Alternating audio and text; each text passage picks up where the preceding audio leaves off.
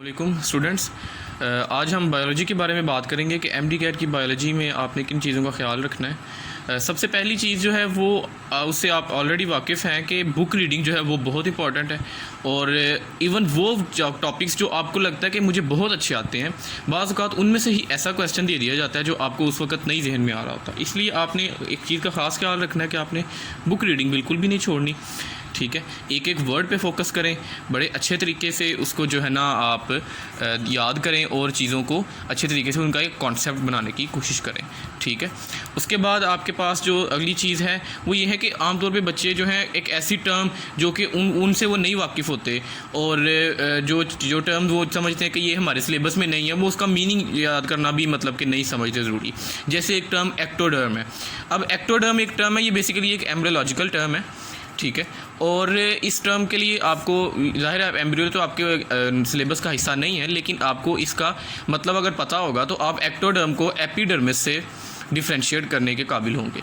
ठीक है, और ये चीज़ आपका कॉन्सेप्ट बनाएगी। इस तरह से कहने का मकसद सिर्फ ये है कि आपने मुख्तलिफ़ टर्म्स को आपने अच्छे तरीके से याद करना है।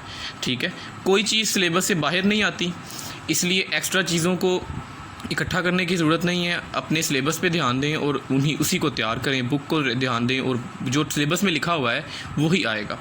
ठीक है, इसके अलावा जो अगली चीज़ है वो ये है कि आमतौर पे जो बच्चे हैं वो डायग्राम्स जो है ना उनको देख लेते हैं, लेकिन डायग्राम की डिस्क्रिप्शन जो है ना, जो नीचे डिस्क्रिप्शन दी गई है पिंक वर्ड्स के अंदर, वो नहीं पढ़ते और डिस्क्रिप्शन से एमसीक्यूज़ आ जाते हैं। और यही एमसीक्यूज़ हैं जो आपके मेरिट बनाने और या उसको ख़त्म करने में जो काफ़ी बड़ा रोल अदा करते हैं। ठीक है, उसके बाद जो डायग्राम की लेबलिंग होती है, आमतौर पे यही होता है कि डायग्राम की जो लेबलिंग है वही टेस्ट में बयान की जाती है, लेकिन कई दफ़ा ऐसा भी होता है कि जो लेबलिंग है वो थोड़ी सी डिफरेंट होती है। ठीक है, जैसे जो आपको याद होगा कि जो आपका यूरिनरी सिस्टम जहाँ से शुरू होता है वहाँ पे उसने रीनल कैप्सूल जो है ना वो उसने लेबल किया हुआ है डायग्राम के अंदर, लेकिन रीनल कैप्सूल का जिक्र नहीं है। ठीक है, तो रीनल कैप्सूल बेसिकली वो फेशिया की जो लेयर है वो जो किडनी को सराउंड करती है। तो कहने का मकसद सिर्फ ये है कि आपने चीज़ों को इस तरह से तैयार करना है। ठीक है,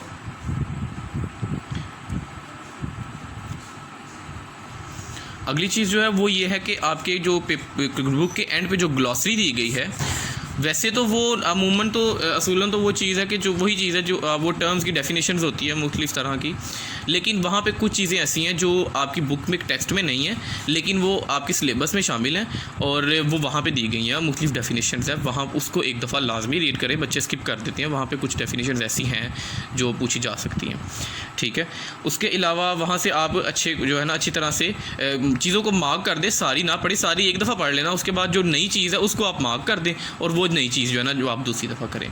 ठीक है, तीसरी चीज़ और जो मोस्ट इंपॉर्टेंट चीज़ है वो बायोलॉजी के अंदर आपने कंपेयर और कंट्रास्ट करना है चीज़ों का, मुख्तलिफ़ टर्म्स का। ठीक है, उनको आपने कंपेयर करना है कि एक चैप्टर में एक बात की गई है और दूसरे चैप्टर में वो बात की गई है दोबारा, तो क्या डिफरेंस है, आगे कोई डिफरेंस है भी या नहीं है, और अगर है तो वो क्या डिफरेंस है। आपको एक एग्जांपल से मैं समझाने की कोशिश करता हूँ कि जब हमने 2018 का एमकैट दिया था, उसके अंदर एक क्वेश्चन था कि जो PCR रिएक्शन है इसके अंदर जो प्राइमर यूज़ होता है वो कौन सा होता है। तो दो ऑप्शन थी, RNA प्राइमर की और DNA प्राइमर की। ठीक है, तो आमतौर पे बच्चे यही समझते हैं कि जो प्राइमर है वो हमेशा RNA ही यूज़ होता है क्योंकि DNA रेप्लिकेशन के अंदर प्राइमर RNA वाला यूज़ होता है, लेकिन जो PCR में वहाँ पे मेंशन किया गया है वो DNA प्राइमर है। ठीक है, और इसलिए आपने चीज़ों को कि मैंने एक जगह प्राइमर पढ़ा है तो अब दूसरी जगह प्राइमर अगर मैंने दोबारा पढ़ा है तो क्या डिफरेंस है, कोई डिफरेंस है भी या नहीं है। ठीक है, इस तरह से आपने चीज़ों को जो है ना कंट्रास्ट करना है एक दूसरे के साथ। हार्मोन्स का बिल्कुल इसी तरह से है। हार्मोन्स जो है आमतौर पे बच्चों को बड़े कंफ्यूज करते हैं।